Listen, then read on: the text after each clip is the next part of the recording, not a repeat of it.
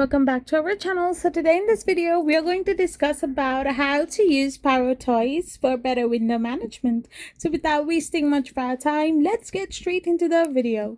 So to improve your window management with PowerToys, you need to primarily use the FancyZone utilities to create custom window layouts by holding shift while dragging the windows into predefined zones, or you can simply use your window workspace utility as well.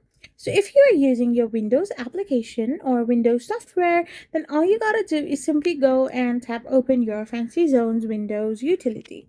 Once you open this, you need to simply turn it on and click on Launch Editor. Once you have done this, you can use the hotkey like Window plus tilde.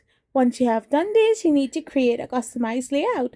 Choose from the predefined zone templates or create your own custom layouts by adding, dividing, or deleting zones. You can also adjust the size and position of the zones to fit your screen and snap the window. Simply hold down the shift key while dragging a window to activate the zone and drop the window into the desired zone to snap it into place. You can also configure your window behavior, like by switching a window and new app placement. So this is how you can use PowerToys for better window management. I hope you found this video helpful. So don't forget to hit that subscribe button and do give us a thumbs up. We will be back again with more informative videos. Thank you for watching.